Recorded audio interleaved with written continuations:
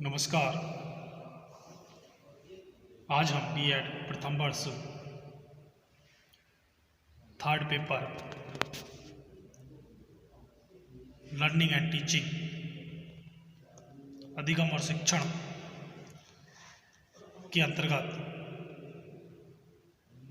अधिगम की प्रकृति और अधिगम की विशेषताएं, नेचर ऑफ लर्निंग और कैरेक्टरिस्टिक्स ऑफ लर्निंग का अध्ययन करेंगे। कल के व्याख्यान के अंतर्गत हमने मीनिंग और डेफिनेशंस का अध्ययन किया था।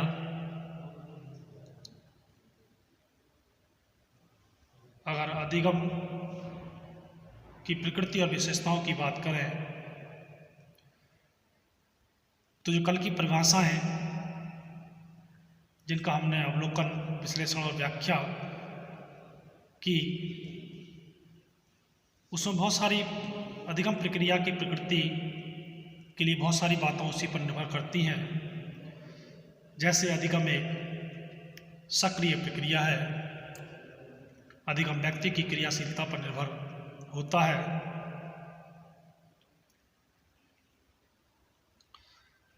अधिगम विकास की प्रक्रिया है जहां व्यक्ति को स्वयं प्रयास करना पड़ता है। अधिगम व्यक्ति के वातावरण के अनुरूप व्यक्ति में परिवर्तन लाता है। ये परिवर्तन स्थायी और अस्थायी हो सकते हैं। अधिगम सहज क्रिया, रिफ्लेक्स एक्शन नहीं है।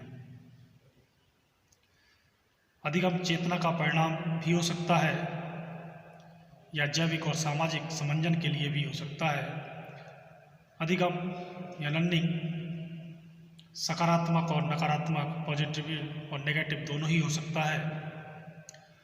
अधिगम व्यवहार में परिवर्तन की मानवीय क्रिया है। अधिगम प्रक्रिया उद्देश्यपूर्ण प्रक्रिया है। अधिगम वर्तमान व्यवहार में परिवर्तन या नए व्यवहार के ग्रहण के साथ साथ वर्तमान व्यवहार पर प्रतिबंध भी लगाता है। अधिगम व्यक्ति को आवश्यक समायोजन की और ग्राह्यता के लिए तैयार करता है। अधिगम का क्षेत्र बहुत व्यापक है जिसमें मानव व्यवहार, ह्यूमन बिहेवियर के सभी क्षेत्र संज्ञानात्मक, भावात्मक और अनुभवात्मक सम्मिलित होते हैं। अधिगम सार्वभौमिक और निरंतर प्रक्रिया है। यह प्रक्रिया जीवन पर्यंत चलती रहती है। परिपक्वता, थकान, बीमारी, नशे आदि के कारण व्यवहार में परिवर्तन का अधिगम से कोई संबंध नहीं होता। अब बात करते हैं अधिगम की विशेषताएं, कैरेक्टरिस्टिक्स ऑफ लर्निंग। यूकम, सिम्पसन और मुर्सेल के अनुसार अधिगम की विशेषताएं निम्न हैं, जिसमें सबसे पहली सीखना या अधिगम परिवर्तन है। लर्निंग इन चेंज। व्यक्ति अपने और दूसरों के अनुभवों के आधार पर अपने व्यवहारों, विचारों, इच्छाओं, मूल प्रवृत्तियों, भावनाओं आदि में परिवर्तन करता है। और वास्तव में यही सीखना है। यह बात गेट्स व अन्य विद्वानों के विचारों से भी स्पष्ट होती है कि सीखना अनुभव व प्रशिक्षण द्वारा व्यवहार में परिवर्तन है।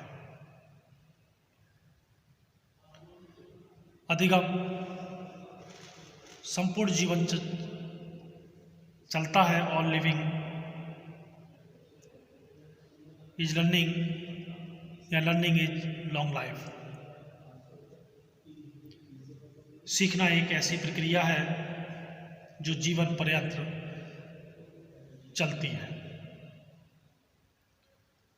क्योंकि जन्म के समय से ही माता पिता,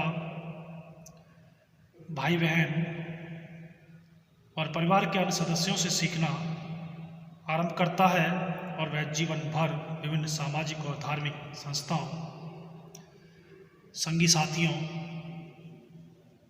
विद्यालय, अन्य व्यक्तियों आदि से कुछ ना कुछ सीखता रहता है।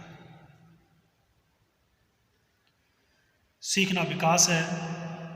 Learning is growth. व्यक्ति को प्रति क्षण कुछ ना कुछ नए अनुभव प्राप्त होते रहते हैं जिनसे वह सीखता है। इसके फलस्वरूप उसका शारीरिक व मानसिक विकास होता है। इस प्रकार सीखना ही विकास का आधार है। पेस्टोलॉजी ने वृक्ष और फ्रॉवेल ने उपवन के उद्धरण के द्वारा सीखने की इस विशेषता को स्पष्ट भी किया है। सीखना अनुकूलन है। Learning is adjustment. वातावरण से अभियोजन करने के लिए व्यक्ति को अनेक नए व्यवहारों, क्रियाओं, भाषा, उठने बैठने के तरीकों, रहन सहन, रीति रिवाज आदि सीखने पड़ते हैं। अतः सीखने के बाद ही व्यक्ति नई परिस्थितियों से अपना अनुकूलन कर सकता है।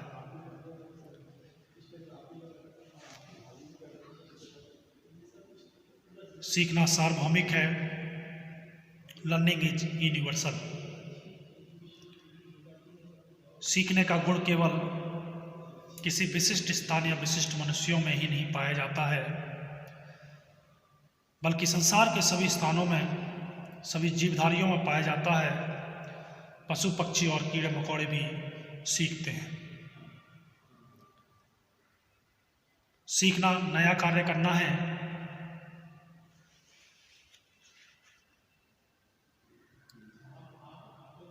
या हम कह सकते हैं कि जब भी हम कोई नया कार्य सीखते हैं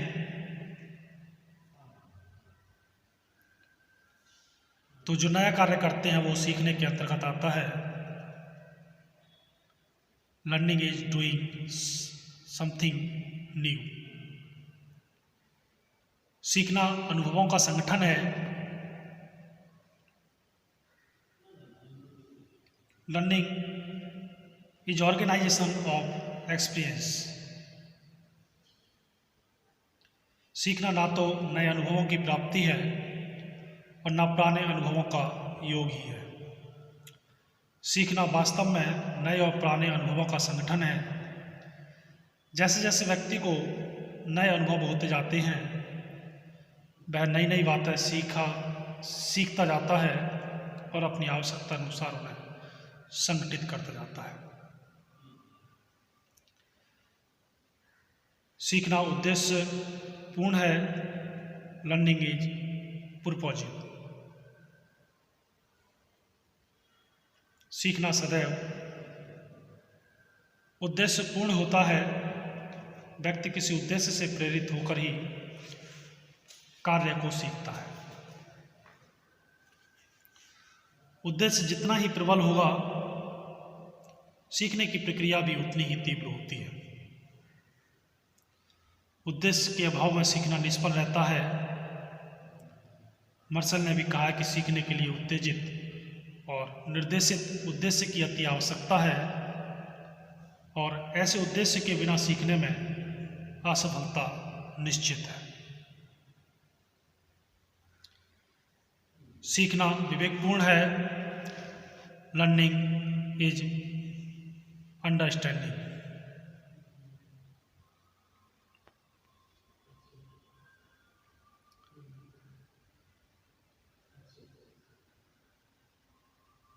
सीखना यांत्रिक कार्य न होकर